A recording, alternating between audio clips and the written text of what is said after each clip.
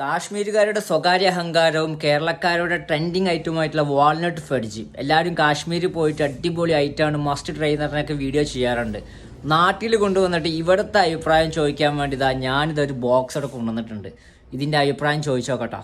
ഇതാണ് ഞാൻ പറഞ്ഞ മാരക ഐറ്റം. 129 വർഷം പിന്നിട്ട് നിൽക്കുമ്പോഴും ക്വാളിറ്റിയിലും ടേസ്റ്റിയിലും ട്രെൻഡിങ് ആയി നിൽക്കുന്ന ഐറ്റം.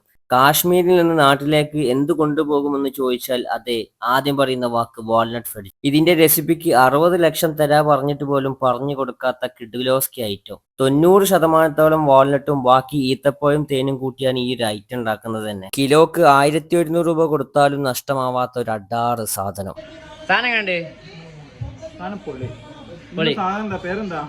Walnut fudge.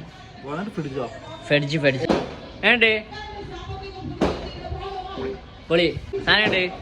സെറ്റല്ലേ സാധനം? എങ്ങനെ എഴുതാ സാധനം കണ്ട്?